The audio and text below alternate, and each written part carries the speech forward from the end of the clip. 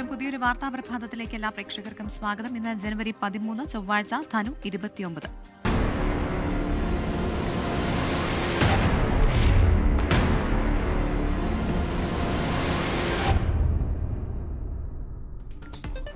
News breaks വിശദമായ വാർത്തകളിലേക്ക് കടക്കുന്നു. ഞാൻ പ്രവിത ലക്ഷ്മി. ഈ വാർത്താ ദിനത്തിലെ സമഗ്ര വിവരങ്ങളുമായി 24ന്റെ പ്രതിനിധികൾ വിവിധ മേഖലകളിൽ നിന്ന് ചേരുകയാണ്. ഷിജു കുര്യൻ പത്തനംതിട്ടയിൽ നിന്നും, തിരുവനന്തപുരത്ത് നിന്ന് ഉമേഷ് ബാലകൃഷ്ണനും, കൊച്ചിയിൽ നിന്ന് വിഷ്ണു സുരേഷും, കോഴിക്കോട് നിന്ന് നിഖിൽ പ്രമേശും ചേരുകയാണ്. ആദ്യം പോകുന്നത് ഷിജു കുര്യനിലേക്കാണ്. ബലാത്സംഗ കേസിൽ അറസ്റ്റിലായ രാഹുൽ മാങ്കുട്ടത്തിൽ MLA ഇന്ന് കോടതിയിൽ ഹാജരാക്കും. ഷിജു കുര്യൻ ചേരുന്നു. Shijo, good morning. അങ്ങനെ രാഹുൽ മാങ്കൂട്ടത്തിനെ ഇന്ന് കോടതിയിൽ ഹാജരാക്കുന്നുണ്ട്. എപ്പോഴായിരിക്കും കോടതിയിൽ ഹാജരാക്കുക? ഇന്നത്തെ നടപടിക്രമങ്ങൾ എങ്ങനെയാണ്? Pravitha, good morning. ഇന്ന് രാവിലെ 11 മണിയോടുകൂടിയായിരിക്കും Rahul Mankoottathil MLA Thiruvalla judicial first class magistrate കോടതിയിൽ ഹാജരാക്കുക. ഇന്നലെ രാഹുൽ മാങ്കൂട്ടത്തിന്റെ കസ്റ്റഡി അപേക്ഷ പരിഗണിച്ചപ്പോൾ രാഹുൽ മാങ്കൂട്ടത്തിനെതിരെ production warrant magistrate Arundhati Dileep പുറപ്പെടുവിച്ചിരുന്നു. ആ പ്രൊഡക്ഷൻ വാറന്റ് അടിസ്ഥാനത്തിലാണ് രാഹുൽ മാങ്കൂട്ടത്തിനെ ഇന്നിപ്പോൾ കോടതിയിൽ ഹാജരാക്കുക. അതിനുശേഷമായിരിക്കും രാഹുൽ മാങ്കൂട്ടത്തിന്റെ കസ്റ്റഡി അപേക്ഷ SIT നൽകിയ കസ്റ്റഡി അപേക്ഷ മജിസ്ട്രേറ്റ് പരിഗണിക്കുക. സ്വാഭാവികമായിട്ടും 7 ദിവസത്തെ കസ്റ്റഡി വേണം എന്നുള്ള കാര്യമാണ് SIT ആവശ്യപ്പെട്ടിരിക്കുന്നത്. കാരണം രാഹുൽ മാങ്കൂട്ടത്തിലുമായിട്ട് സാഹചര്യ ശാസ്ത്രീയ തെളിവുകളടക്കം ശേഖരിക്കേണ്ടതായിട്ടുണ്ട്.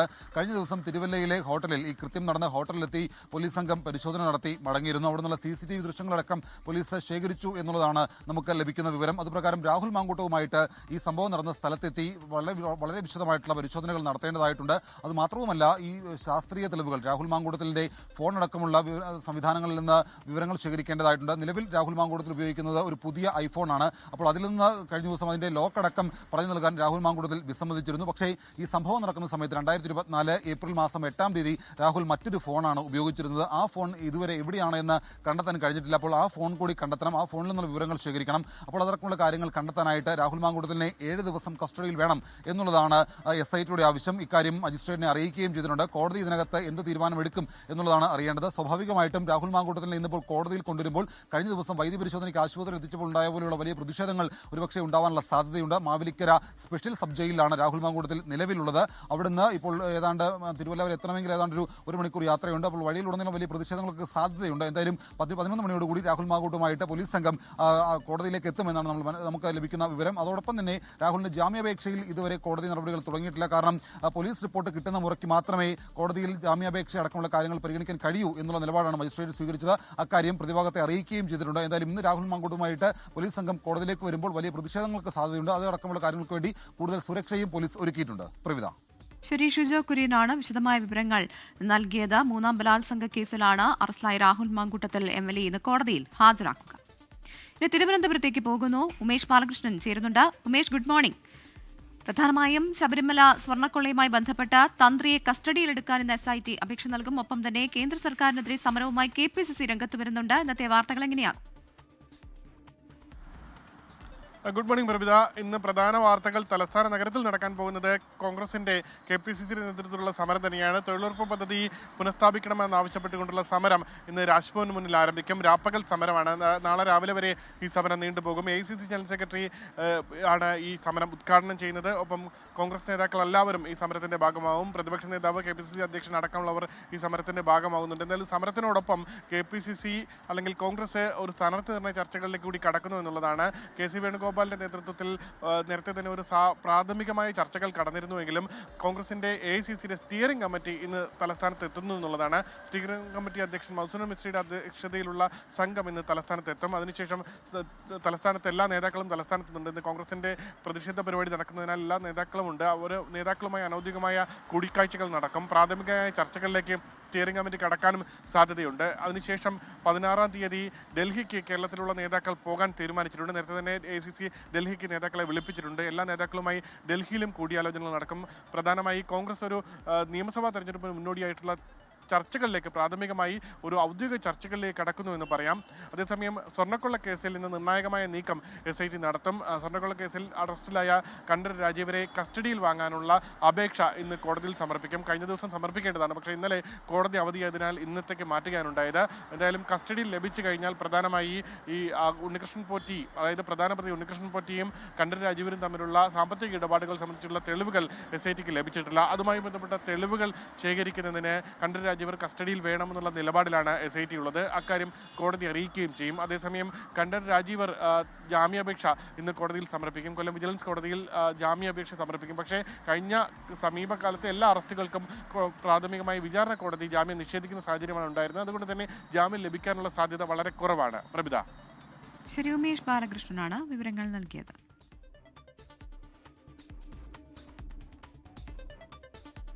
ഇനി കൊച്ചിയിലേക്ക് പോകുന്നു. വിഷ്ണു സുരേഷ് ചേരുന്നുണ്ട്. Vishnu, good morning. പ്രധാനമായും മസാല ബോണ്ട് ഇടപാടുമായി ബന്ധപ്പെട്ട കിഫ്ബിക്കെതിരെ ED നൽകിയ അപ്പീൽ ഇന്ന് ഹൈക്കോടതി ഡിവിഷൻ ബെഞ്ച് വീണ്ടും പരിഗണിക്കുന്നുണ്ട്. ഒപ്പം ഇരട്ട നികുതി വിഷയത്തിൽ സിനിമാ സംഘടനകളുടെ നിർണായക യോഗവും ഇന്ന് ചേരുകയാണ്. ഇങ്ങനെയാകും വാർത്തയുടെ പോക്ക്. വിവരങ്ങൾ.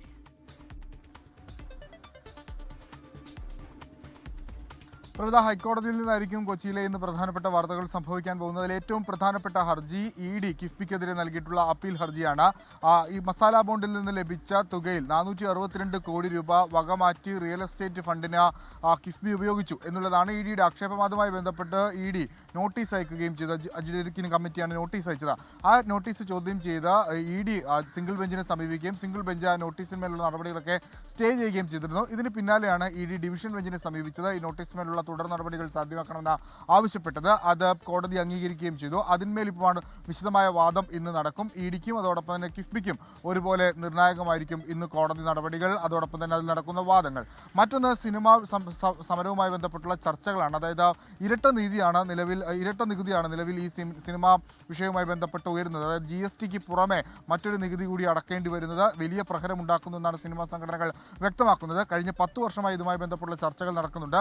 2025 ജൂണിൽ ഇത്തരത്തിലൊരു പരസ്യ സമരത്തിലേക്ക് സിനിമാ സംഘടനകൾ പോയപ്പോൾ ചർച്ച ചെയ്ത് പരിഹരിക്കാമെന്ന് സംസ്ഥാന സർക്കാർ ഉറപ്പ് നൽകിയതാണ്, സാംസ്കാരിക വകുപ്പ് ഉറപ്പ് നൽകിയതാണ്. പക്ഷേ ആ ഉറപ്പുകൾ പാലിക്കപ്പെട്ടിട്ടില്ല. ആ പശ്ചാത്തലത്തിലാണ് ഒരു പരസ്യ പ്രതിഷേധത്തിലേക്ക്, പണിമുടക്കിലേക്ക് പോകാൻ സിനിമാ സംഘടനകൾ തീരുമാനിച്ചത്. അതിൻ്റെ കൂടിയാലോചനകൾക്ക് വേണ്ടിയാണ് ഇന്ന് ആ യോഗം ചേരുന്നത്. ഇതുവരെ എടുത്തിരിക്കുന്ന തീരുമാനമനുസരിച്ച് സർക്കാരിൻ്റെ കീഴിലുള്ള തിയേറ്ററുകൾക്ക് ഈ പ്രതിഷേധത്തിൻ്റെ ഭാഗമായി സിനിമകൾ നൽകേണ്ടതില്ല എന്നുള്ളതാണ്. അതിലൊരു വ്യക്തത വരിക, അതിലൊരു തീരുമാനത്തിലേക്ക് എത്തുക എന്നുള്ളതാണ് ഇന്ന് കൊച്ചിയിൽ നടക്കുന്ന യോഗത്തിൻ്റെ ഒരു ഉദ്ദേശം. അങ്ങനെ വാർത്തകളാൽ സമ്പുഷ്ടമാണ് കൊച്ചി. ഇന്ന് കൂടുതൽ മറ്റു വാർത്തകളും രാഷ്ട്രീയ വാർത്തകളടക്കം നമ്മൾ പ്രതീക്ഷിക്കുകയും ചെയ്യുന്നുണ്ട്. പ്രവിധ, കൊച്ചിയെ സംബന്ധിച്ചും ഏറെ തിരക്കുള്ള ഒരു ദിവസമായിരിക്കും. വിഷ്ണു സുരേഷാണ് വിവരങ്ങൾ നൽകിയത്.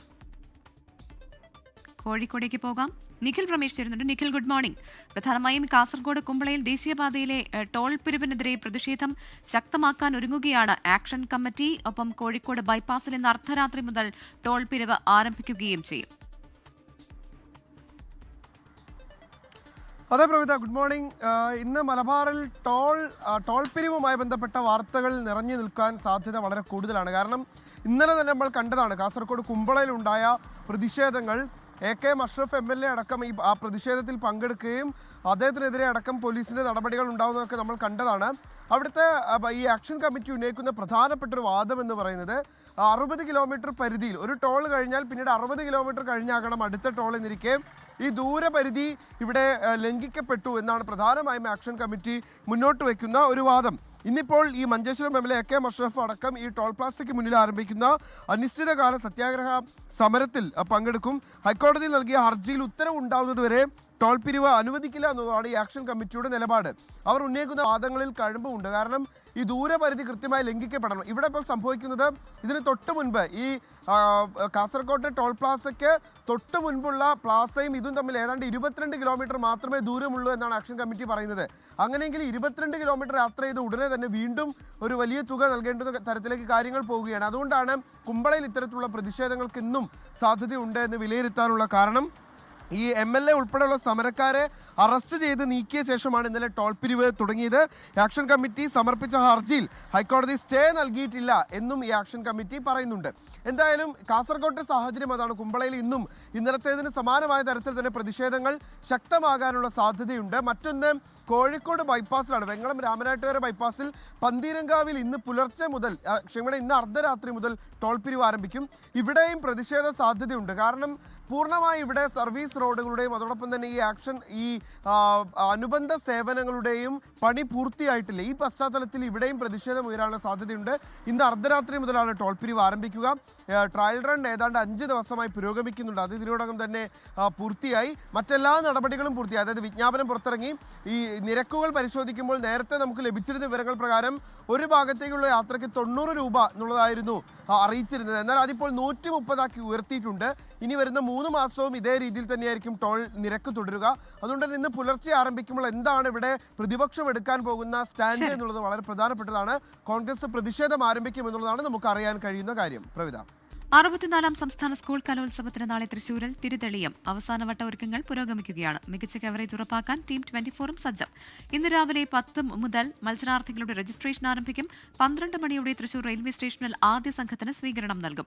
പഴയിടം മോഹനൻ നമ്പൂതിരിയുടെ നേതൃത്വത്തിലാണ് ഇക്കുറിയും കലോത്സവത്തിനെത്തുന്നവർക്ക് ഭക്ഷണം ഒരുക്കുന്നത്. ഉച്ചയ്ക്ക് 3 മണിക്ക് ഊട്ടുപുരയിൽ പാലകാച്ചും. തൃശൂർ ജില്ലയുടെ വിവിധ ഭാഗങ്ങൾ സഞ്ചരിച്ച് സ്വർണ്ണക്കപ്പ് ഉച്ചയ്ക്ക് 2 മണിയോടെ തൃശൂർ നഗരത്തിലെത്തും. തുടർന്ന് കലോത്സവത്തിന്റെ വരവറിയിച്ചുള്ള സാംസ്കാരിക ഘോഷയാത്രയും നടക്കും. മാനന്തവാടി മെഡിക്കൽ കോളേജിൽ പ്രസവശേഷം യുവതിയുടെ ശരീരത്തിൽ നിന്നും തുണി പുറത്തുവന്ന സംഭവത്തിൽ പോലീസ് കേസെടുത്തു. മാനന്തവാടി പാണ്ടിക്കടവ് സ്വദേശിനിയായ യുവതിയുടെ പരാതി പ്രകാരം ഡ്യൂട്ടി ഡോക്ടർ ഉൾപ്പെടെയുള്ളവർക്കെതിരെയാണ് കേസ്. യുവതി അനുഭവിക്കേണ്ടി വന്ന ദുരിതം 24 ആണ് പുറത്തുകൊണ്ടുവന്നത്. മനുഷ്യജീവനെ അപകടത്തിലാക്കുന്ന വിധത്തിൽ അശ്രദ്ധമായി പെരുമാറിയതിന് BNS 125, 125A വകുപ്പുകൾ പ്രകാരമാണ് കേസെടുത്തത്. മുറിവ് തുന്നിക്കെട്ടുന്നതിനിടയിൽ ആശുപത്രിയിലെ തുണി ശരീരത്തിനുള്ളിൽ അകപ്പെട്ടുവെന്നതാണ് യുവതിയുടെ പരാതി. ദേഹാസ്വാസ്ഥ്യം അനുഭവപ്പെട്ടതിനെ തുടർന്ന് ആശുപത്രിയിലെത്തിച്ചുവെങ്കിലും മതിയായ പരിശോധന നടത്തിയില്ല. 75 ദിവസങ്ങൾക്ക് ശേഷമാണ് തുണിക്കെട്ട് പുറത്തുവന്നത്. മാനന്തവാടി SI MC പവനനാണ് അന്വേഷണ ചുമതല. ശരീരത്തിൽ നിന്നും ലഭിച്ച തുണിയുടെ കഷണം പോലീസ് കസ്റ്റഡിയിലെടുത്തു. പോലീസ് അന്വേഷണവുമായി പൂർണ്ണമായി സഹകരിക്കുമെന്നും അന്വേഷണത്തിൽ പ്രതീക്ഷയുണ്ടെന്നും യുവതി പറഞ്ഞു. കഴിഞ്ഞ ഒക്ടോബർ 20-നാണ് യുവതി മെഡിക്കൽ കോളേജ് ആശുപത്രിയിൽ സുഖപ്രസവത്തിലൂടെ പെൺകുഞ്ഞിന് ജന്മം നൽകിയത്. 23-ന് യുവതി ആശുപത്രിയിൽ നിന്നും മടങ്ങി. പിന്നീടാണ് ദേഹാസ്വാസ്ഥ്യം അനുഭവപ്പെട്ടത്. 24 നൽകിയ വാർത്തയെ തുടർന്ന് ആരോഗ്യമന്ത്രി യുവതിയുമായി നേരിൽ സംസാരിച്ചിരുന്നു. മന്ത്രി OR കേളുവിന്റെ നിർദ്ദേശാനുസരണം ആശുപത്രി സൂപ്രണ്ട് നടത്തിയ അന്വേഷണത്തിൽ പുറത്തുവന്നത് ആശുപത്രിയിലെ തുണിയെന്ന് സ്ഥിരീകരിച്ചിരുന്നു. 24 വയനാട്. CMRL എക്സാലോജിക് മാസപ്പടി കേസുമായി ബന്ധപ്പെട്ട ഹർജികളിൽ ഡൽഹി ഹൈക്കോടതിയിൽ ഇന്നു മുതൽ അന്തിമവാദം ആരംഭിക്കും. കഴിഞ്ഞ ഒക്ടോബറിൽ കേസ് പരിഗണനയ്ക്ക് വന്നുവെങ്കിലും SFIOയ്ക്കും കേന്ദ്ര സർക്കാരിനുമായി അഭിഭാഷകർ കോടതിയിൽ ഹാജരായില്ല. തുടർന്നാണ് കേസ് വാദം കേൾക്കുന്നത് മാറ്റിയത്. ഉത്തരേന്ത്യയിൽ ശൈത്യതരംഗം രൂക്ഷം. മൂടൽമഞ്ഞും അതിശൈത്യവും രൂക്ഷമായതിനെ തുടർന്ന് ഉത്തരേന്ത്യയിൽ സാധാരണ ജനജീവിതം താറുമാറായി. ഡൽഹിയിലും NCRലും ഈ സീസണിലെ ഏറ്റവും കുറഞ്ഞ താപനിലയാണ് ഇന്നലെ രേഖപ്പെടുത്തിയത്. ഡൽഹി, നോയിഡ, ഗുരുഗ്രാം എന്നിവിടങ്ങളിൽ 15 വരെ സ്കൂളുകൾക്ക് അവധി പ്രഖ്യാപിച്ചു. ഉത്തർപ്രദേശിൽ നഴ്സറി മുതൽ 8ാം ക്ലാസ് വരെയുള്ള എല്ലാ സ്കൂളുകളും 15 വരെ അടച്ചിടാൻ സർക്കാർ ഉത്തരവിട്ടിട്ടുണ്ട്. പഞ്ചാബ്, ഹരിയാന, രാജസ്ഥാൻ എന്നിവിടങ്ങളിലും കുറഞ്ഞ താപനില 5 ഡിഗ്രിയിൽ താഴെയെത്തി. അതിശൈത്യം ഒരാഴ്ച കൂടി തുടരുമെന്നാണ് റിപ്പോർട്ട്. സംസ്ഥാനത്തെ 3 വാർഡുകളിൽ നടന്ന ഉപതെരഞ്ഞെടുപ്പ് ഫലങ്ങൾ ഇന്ന് പുറത്തുവരും. സ്ഥാനാർത്ഥികളുടെ മരണത്തെ തുടർന്ന് മാറ്റിവെച്ച തിരുവനന്തപുരം കോർപ്പറേഷനിലെ വിഴിഞ്ഞം, മലപ്പുറം മൂത്തേടം ഗ്രാമപഞ്ചായത്തിലെ പായിമ്പാടം, എറണാകുളം പാമ്പാക്കുട ഗ്രാമപഞ്ചായത്തിലെ ഓണക്കൂർ എന്നീ വാർഡുകളിലെ വോട്ടെണ്ണലാണ് ഇന്ന് നടക്കുന്നത്. രാവിലെ 10 മണി മുതലാണ് വോട്ടെണ്ണൽ. കാലിക്കറ്റ് സർവകലാശാല VC നിയമനാഭിമുഖത്തിൽ ഞായർ, തിങ്കൾ ദിവസങ്ങളിൽ തിരുവനന്തപുരം മസ്കറ്റ് ഹോട്ടലിൽ നടത്തും. ഗവർണർ രൂപീകരിച്ച സെർച്ച് കമ്മിറ്റി VC നിയമനത്തിനുള്ള അപേക്ഷകൾ സ്വീകരിച്ചിരുന്നു. 37 അപേക്ഷകരെയാണ് 2 ദിവസങ്ങളിലായി കൂടിക്കാഴ്ചയ്ക്ക് ക്ഷണിച്ചിട്ടുള്ളത്. കേരള, കാലിക്കറ്റ്, കണ്ണൂർ, MG സർവകലാശാലകളിലെ സീനിയർ പ്രൊഫസർമാരും സംസ്ഥാനത്തിന് പുറത്തുള്ളവരും അപേക്ഷകരായുണ്ട്. കേരള ലോക്ഭവൻ ലൈസൺ ഓഫീസർക്കാണ് കമ്മിറ്റിയുടെ നടത്തിപ്പ് ചുമതല. മുഖ്യമന്ത്രിയും ഗവർണറും തമ്മിലുള്ള ധാരണയുടെ അടിസ്ഥാനത്തിൽ കാലിക്കറ്റ് സർവകലാശാല സെനറ്റ് പ്രതിനിധിയെ നൽകാൻ തീരുമാനിച്ചതോടെയാണ് യൂണിവേഴ്സിറ്റി നിയമപ്രകാരമുള്ള സെർച്ച് കമ്മിറ്റി ഗവർണർ രൂപീകരിച്ചത്. നവകേരള സർവേക്കെതിരെ KSU സംസ്ഥാന പ്രസിഡന്റ് അലോഷ്യസ് സേവ്യർ ഹൈക്കോടതിയിൽ. നവകേരള സിറ്റിസൺസ് റെസ്പോൺസ് പ്രോഗ്രാമിനെതിരെയാണ് പൊതുതാൽപര്യ ഹർജി. ചീഫ് ജസ്റ്റിസിന്റെ ബെഞ്ചാണ് ഹർജി പരിഗണിക്കുക. യഥാർത്ഥ ജനക്ഷേമകരമായ പ്രവർത്തനങ്ങൾ നടത്തുന്നതിന് പകരമായി സർക്കാർ ഖജനാവിന്റെ പണം പൂർണ്ണമായും PR പ്രവർത്തനങ്ങൾക്ക് ഉപയോഗിക്കുകയാണ് എന്ന വിമർശനവും അലോഷ്യസ് സേവ്യർ ഉന്നയിക്കുന്നുണ്ട്. മകരവിളക്കിനുള്ള ഒരുക്കങ്ങൾ ശബരിമല സന്നിധാനത്ത് പൂർത്തിയായി. മകരവിളക്ക് കാണാൻ ഭക്തർ മല ചവിട്ടി തുടങ്ങി. രാവിലെയും അയ്യപ്പ ദർശനത്തിനായി ഭക്തരുടെ നീണ്ട നിര ദൃശ്യമാണ്. ഇന്നലെ 70,000-ഓളം അയ്യപ്പ ഭക്തരാണ് ദർശനത്തിന് എത്തിയത്. നാളെയാണ് ശബരിമലയിൽ മകരവിളക്ക്. മഹാരാഷ്ട്രയിലെ കോർപ്പറേഷനുകളിലേക്കുള്ള തിരഞ്ഞെടുപ്പിന്റെ പരസ്യപ്രചാരണം ഇന്ന് അവസാനിക്കും. മുംബൈ അടക്കം 29 കോർപ്പറേഷനുകളിലേക്കാണ് തിരഞ്ഞെടുപ്പ്. സംസ്ഥാന തലത്തിലെ സഖ്യം നോക്കാതെ പലയിടത്തും പുതിയ സഖ്യങ്ങൾ രൂപീകരിച്ചാണ് രാഷ്ട്രീയ പാർട്ടികളുടെ മത്സരം. വിവിധ വാർഡുകളിലായി 20ഓളം മലയാളികളും മത്സരരംഗത്തുണ്ട്. 8 വർഷത്തിനു ശേഷമാണ് സംസ്ഥാനത്തെ കോർപ്പറേഷനുകളിലേക്ക് തിരഞ്ഞെടുപ്പ് നടക്കുന്നത്. വോട്ടെടുപ്പിന്റെ തലേന്ന് ലാഡ്ലി യഹിൻ യോജന എന്ന സ്കീമിൽ 2 കോടിയോളം സ്ത്രീകൾക്ക് 3,000 രൂപ നൽകാനുള്ള സർക്കാർ തീരുമാനം സംസ്ഥാന തിരഞ്ഞെടുപ്പ് കമ്മീഷൻ തടഞ്ഞു. പ്രതിപക്ഷ പാർട്ടികളുടെ പരാതിയിലാണ് തിരഞ്ഞെടുപ്പ് കമ്മീഷന്റെ നടപടി. ലോക ചിക്കൻ കറി ദിനത്തിൽ കോഴിക്കറിയുടെ കഥ പറഞ്ഞ ഈസ്റ്റേണിന്റെ ചിക്കൻ സോങ് ഗാനരചയിതാവ് സുഹൈൽ കോയ എഴുതി മണികണ്ഠൻ അയ്യപ്പൻ സംഗീതം ഒരുക്കിയ ചിക്കൻ സോങ് സൂരജ് സന്തോഷാണ് പാടിയിരിക്കുന്നത്. ഗാനത്തിന്റെ ഔദ്യോഗിക പ്രകാശനം കൊച്ചിയിലെ വിവാന്ത ഹോട്ടലിൽ നടന്നു. മലയാളിയുടെ തീന്മേശയിൽ നിന്ന് ഒഴിവാക്കാൻ കഴിയാത്തതാണ് ചിക്കൻ വിഭവങ്ങൾ. പല രീതിയിലും പല പേരിലും ചിക്കൻ വിഭവങ്ങൾ നമ്മുടെ അടുക്കളകൾ കീഴടക്കിയിട്ട് വർഷങ്ങളായി. ഇന്ന് ചിക്കൻ കറി മലയാളിക്കൊരു വികാരമാണ്. ആ വികാരത്തെ ഉൾക്കൊള്ളുന്നതാണ് ലോക ചിക്കൻ കറി ദിനത്തിൽ ഈസ്റ്റേൺ അവതരിപ്പിക്കുന്ന ചിക്കൻ സോങ്.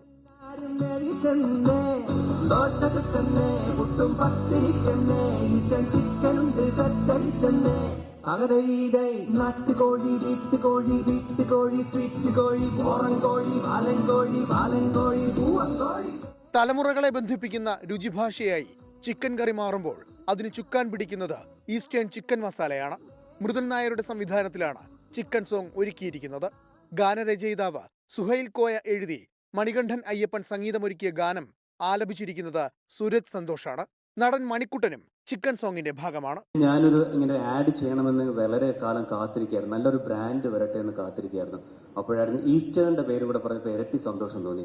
പക്ഷേ ഈ പ്രോജക്റ്റിൽ എനിക്ക് കൂടുതൽ അട്രാക്ട് ചെയ്തൊരു കാര്യം ഇതിന്റെ ഒരു കോൺസെപ്റ്റിനെ കുറിച്ച് പറഞ്ഞപ്പോഴാണ്. ഇങ്ങനെ ഒരു ചിക്കൻ ഈ പറഞ്ഞ ഒരു ആന്തം അല്ലെങ്കിൽ ഇങ്ങനെ ഒരു സോങ് ആണ് നമ്മൾ ചെയ്യാൻ പോകുന്നത് പറഞ്ഞപ്പോൾ എനിക്ക് വലിയ സന്തോഷം തോന്നി. ഗാനത്തിന്റെ ഔദ്യോഗിക പ്രകാശനം കൊച്ചിയിലെ വിവാന്ത ഹോട്ടലിൽ ഈസ്റ്റേൺ സിഇഒ ഗിരീഷ് നായർ നിർവഹിച്ചു. കേരളത്തിൽ ചിക്കൻ കറി ഒരു വിഭവം മാത്രമല്ല, ഒരു വികാരമാണെന്നും അതിന്റെ ആഘോഷമാണ് ഈ പാട്ടെന്നും ഗിരീഷ് നായർ. നമ്മുടെ കേരളത്തിൻ്റെ ഫുഡ് കൾച്ചറായിട്ട് ഒരു ക്ലോസ് കണക്ഷൻ ഉള്ള ഒരു പാട്ടാണ്.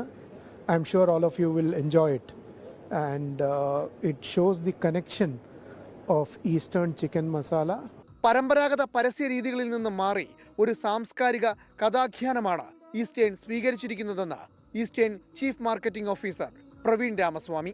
Brings out the soul of Kerala, the love for food, the love for chicken curry, chicken masala. So, and it's brought out in a very interesting fashion rather than just a normal commercial. So, you can listen to it, dance with it, sing with it. So, we've tried to celebrate. കൊച്ചിയിൽ നടന്ന ചടങ്ങിൽ eastern group ജീവനക്കാരും cinema സാംസ്കാരിക മേഖലയിലെ പ്രമുഖരും പങ്കെടുത്തു. 24 കൊച്ചി. ഇന്ത്യയും അമേരിക്കയും തമ്മിലുള്ള തുടർ വ്യാപാര ചർച്ചകൾ ഇന്ന് നടക്കുമെന്ന് ഇന്ത്യയിൽ ചുമതല ഏറ്റെടുത്ത പുതിയ അമേരിക്കൻ സ്ഥാനപതി സെർജിയോ ഗോർ. ഇന്ത്യ പോലെ അനിവാര്യമായ മറ്റൊരു പങ്കാളി അമേരിക്കയ്ക്ക് വേറെയില്ല എന്നും ഗോർ പറഞ്ഞു. ഇന്ത്യയും അമേരിക്കയും തമ്മിലുള്ള ബന്ധത്തിൽ വ്യാപാരത്തിന് വലിയ പ്രാധാന്യമാണുള്ളത്. സുരക്ഷ, ഭീകരവാദ വിരുദ്ധ നടപടികൾ, ഊർജ്ജം, സാങ്കേതികവിദ്യ, വിദ്യാഭ്യാസം, ആരോഗ്യം തുടങ്ങിയ മേഖലകളിൽ കൂട്ടായ പ്രവർത്തനം തുടരുമെന്നും ഗോർ വ്യക്തമാക്കി. അമേരിക്ക നിലവിൽ ഇന്ത്യയ്ക്ക് 50% തീരുവയാണ് ഏർപ്പെടുത്തിയിട്ടുള്ളത്. ഇതിൽ 25% തീരുവ റഷ്യയിൽ നിന്നും എണ്ണ വാങ്ങുന്നതിനുള്ള പിഴത്തീരുവയായാണ് ഈടാക്കുന്നത്. വേനൽക്കാലം എന്നത് ഓസ്ട്രേലിയയിൽ പഴങ്ങളുടെ കാലം കൂടിയാണ്. തങ്ങൾ അധ്വാനിച്ചുണ്ടാക്കുന്ന കാർഷിക വിളകൾക്ക് പലപ്പോഴും വൻകിട വ്യാപാരികൾ തുച്ഛമായ വിലയാണ് നൽകുക. പല കർഷകരും തങ്ങളുടെ തോട്ടങ്ങൾ വിനോദസഞ്ചാരികൾക്ക് പഴങ്ങൾ പറിക്കുന്നതിനായി തുറന്നുകൊടുക്കുന്നുണ്ട്. മെച്ചപ്പെട്ട വരുമാനം ഇതിൽ നിന്നും ലഭിക്കുന്നു എന്നതാണ് റിപ്പോർട്ട്. പടിഞ്ഞാറൻ ഓസ്ട്രേലിയയിലെ മുന്തിരിത്തോട്ട വിശേഷങ്ങളുമായി ഷാജു ഫ്രാൻസിസും ക്രിസ്റ്റിന ബെന്നിയും ചേരുന്നു. ഞാനിപ്പോൾ നിൽക്കുന്നത് സ്വാൻ വാലിയിലെ ഒരു മുന്തിരിത്തോട്ടത്തിലാണ്. സ്വാൻ വാലി എന്നാൽ അരയന്നങ്ങളുടെ താഴ്വര എന്നാണ് അർത്ഥം. യഥാർത്ഥത്തിൽ ഇത് ഒരു മുന്തിരിത്തോട്ടങ്ങളുടെ താഴ്വരയാണ്. ഞങ്ങളിവിടെ മുന്തിരികൾ പറിക്കാനാണ് വന്നിരിക്കുന്നത്. പാകമായി നല്ല വിളഞ്ഞു കിടക്കുന്ന മുന്തിരിക്കുലകളിൽ ഇഷ്ടമുള്ളത് നമുക്ക് പറിച്ചെടുക്കാം. അവസാനം തൂക്കമനുസരിച്ച് വില നൽകിയാൽ മാത്രം മതി. നല്ല ക്രഞ്ചി ആൻഡ് ജ്യൂസി ആയിട്ടുള്ള മുന്തിരികൾ മുതൽ വീഞ്ഞിന് ഉപയോഗിക്കുന്ന മുന്തിരികൾ വരെ വിവിധ വലുപ്പത്തിലും നിറത്തിലുമുള്ള മുന്തിരികളുടെ പല വെറൈറ്റികൾ നമുക്കിവിടെ കാണാൻ കഴിയും. വിശാലമായ മുന്തിരിത്തോട്ടങ്ങളാൽ സമൃദ്ധമാണ് ഈ പ്രദേശം.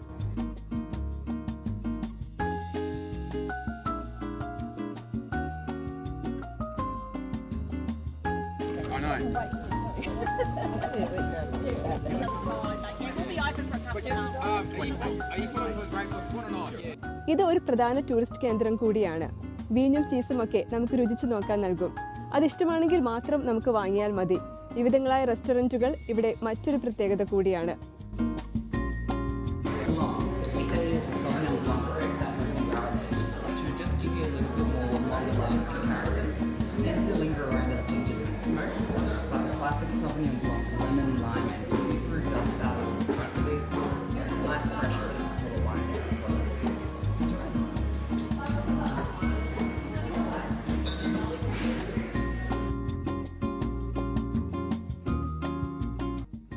കുന്നിൻ ചെരുവുകളിലൂടെ ഒഴുകുന്ന ചെറിയ അരുവികളും വിശാലമായ മുന്തിരിത്തോട്ടങ്ങളും നയനമനോഹരമായ കാഴ്ചയാണ്. ലോകോത്തരമായ വീഞ്ഞും ചീസുമൊക്കെ ഉൽപ്പാദിപ്പിക്കപ്പെടുന്ന ഈ പ്രദേശത്ത് പ്രശസ്തമായ ഒരു ചോക്ലേറ്റ് ഫാക്ടറി കൂടിയുണ്ട്. അവിടെ സന്ദർശകർക്ക് സൗജന്യമായി ചോക്ലേറ്റ് ചിപ്പുകൾ രുചിച്ചു നോക്കാൻ നൽകും. ആ റെസ്റ്റോറൻറ്റിൽ ലഭിക്കുന്ന chocolate drinks, chocolate fountain, ice cream ഇവയൊക്കെ വളരെ പ്രശസ്തമാണ്.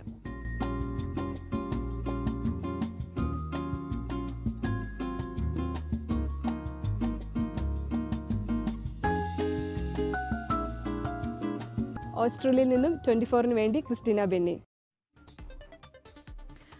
മറ്റൊരു രാജ്യത്തേക്ക് ജർമ്മനിയിലെ വിമാനത്താവളങ്ങളിലൂടെ കടന്നുപോകുന്ന ഇന്ത്യക്കാർക്ക് ഇനി പ്രത്യേക ട്രാൻസിറ്റ് വിസയ്ക്ക് അപേക്ഷിക്കേണ്ടതില്ലെന്ന് ജർമ്മനി. ജർമ്മൻ ചാൻസലർ ഫ്രെഡറിക് മെർസിന്റെ ഇന്ത്യ സന്ദർശനത്തെ തുടർന്ന് പുറത്തിറക്കിയ സംയുക്ത പ്രസ്താവനയിലാണ് പരാമർശം. വിസാരഹിത ഗതാഗത സൗകര്യ പ്രഖ്യാപനത്തിന് പ്രധാനമന്ത്രി നരേന്ദ്രമോദി നന്ദി രേഖപ്പെടുത്തി. ഇപ്പോൾ വരുന്ന വാർത്തയിലേക്ക്. കണ്ണൂർ തലശ്ശേരിയിൽ വൻ കഞ്ചാവ് വേട്ട. 5 കിലോ കഞ്ചാവുമായി ഇതൊരു സംസ്ഥാന തൊഴിലാളി എക്സൈസിന്റെ പിടിയിലായി. പശ്ചിമബംഗാൾ സ്വദേശി രാജീവ് ദാസ് ആണ് പിടിയിലായത്. അജീഷ് ജയകുമാർ കണ്ണൂരിൽ നിന്ന് ചേരുകയാണ്. Ajeesh, good morning. ഇയാളുടെ പക്കൽ നിന്ന് വൻ കഞ്ചാവ് വേട്ടയാണ് നടത്തിയിരിക്കുന്നതെന്നാണ് മനസ്സിലാക്കുന്നത്. 5 കിലോ കഞ്ചാവ് പിടികൂടിയിരിക്കുന്നു. എന്തൊക്കെയാണ് ഇയാളെ സംബന്ധിച്ചുള്ള മറ്റു വിവരങ്ങൾ? പ്രവിധ, എക്സൈസ് കമ്മീഷണർ സ്ക്വാഡംഗങ്ങൾക്ക് ലഭിച്ച രഹസ്യ വിവരത്തിന്റെ അടിസ്ഥാനത്തിലായിരുന്നു ഇന്നലെ രാത്രി പരിശോധന നടത്തിയത്. ഈ ലഹരി വിൽപ്പനയ്ക്കായി ഇതര സംസ്ഥാന തൊഴിലാളി ക്യാമ്പുകളിൽ ചെറു പൊതികളിലാക്കി കഞ്ചാവ് കച്ചവടം നടത്തുന്നതാണ് ഇയാളുടെ രീതി. തലശ്ശേരി ഭാഗത്ത് കഞ്ചാവ് വ്യാപകമായി വിൽപ്പന നടത്തുന്നു ഇയാളെ കമ്മീഷണർ സ്ക്വാഡ് രഹസ്യ നിരീക്ഷണം നടത്തിയാണ് രാത്രി പിടികൂടിയത്. തലശ്ശേരി കുയ്യാലി റെയിൽവേ ഗേറ്റിന് സമീപം വെച്ചാണ് ഇയാൾ പിടിയിലായത്. ഇയാളുടെ പക്കൽ നിന്നും 5 കിലോ കഞ്ചാവ് പൊതിയും പിടികൂടിയിട്ടുണ്ട്. ഈ ലഹരി മരുന്നുകൾ ഇതര സംസ്ഥാന തൊഴിലാളികൾ വഴി വ്യാപകമായി എത്തിച്ച ഉപയോഗവും കച്ചവടവും വ്യാപകമായതിനാൽ കർശന പരിശോധനയാണ് എക്സൈസ് നടത്തിവരുന്നത്. എക്സൈസ് ഇൻസ്പെക്ടർ സുബിൻ രാജിന്റെ നേതൃത്വത്തിലാണ് ഇന്നലെ പരിശോധന നടന്നത്. ഇയാളെ ഇന്ന് തലശ്ശേരി JFCM കോടതിയിൽ ഹാജരാക്കി റിമാൻഡ് ചെയ്യും. ഒപ്പം തന്നെ ഈ കഞ്ചാവേട്ടയുമായി ബന്ധപ്പെട്ട് ഇയാളിൽ നിന്ന് മറ്റു വിവരങ്ങൾ ലഭ്യമായിട്ടുണ്ടോ? പ്രത്യേകിച്ച് ആരാണ് ഇതിന്റെ കണ്ണി എന്നുള്ള കാര്യങ്ങളിലേക്കൊക്കെ ഇനി അന്വേഷണം എത്തേണ്ടതുണ്ടല്ലോ. സ്വാഭാവികമായിട്ടും തുടർന്ന് ഇനി ഇയാളെ ചോദ്യം ചെയ്തതിൽ നിന്നാണ് എവിടെ നിന്നാണ് ഇത് എത്തിച്ചത് തുടങ്ങിയ കാര്യങ്ങൾ വ്യക്തമാവുകയുള്ളൂ. ലഹരി വിൽപ്പനയ്ക്കായി ഈ ഇതര സംസ്ഥാന തൊഴിലാളി ക്യാമ്പുകളിലാണ് ഇയാൾ കൂടുതലായിട്ടും വിൽപ്പന നടത്തിയിരുന്നത്. ചെറിയ പൊതികളാക്കി ഇപ്പോൾ 5 കിലോയുടെ വലിയൊരു പാക്കറ്റാണ് പിടികൂടിയിട്ടുള്ളത്. ഇത് ഇനി ചെറിയ പൊതികളാക്കി ക്യാമ്പുകളിൽ വിൽപ്പന നടത്തുന്നതാണ് ഇയാളുടെ രീതി. ഈ തലശ്ശേരി ഭാഗത്ത് ഈ അടുത്ത കാലത്ത് അജീഷ് ജയകുമാറാണ് വിവരങ്ങൾ നൽകിയത്. കണ്ണൂരിൽ 5 കിലോ കഞ്ചാവുമായി ഒരാൾ പിടിയിലായെന്നുള്ള വിവരമാണ് അജീഷ് പങ്കുവച്ചത്. ഇതുവരെ ന്യൂസ് ബ്രേക്സ് പൂർണ്ണമാകുന്നു.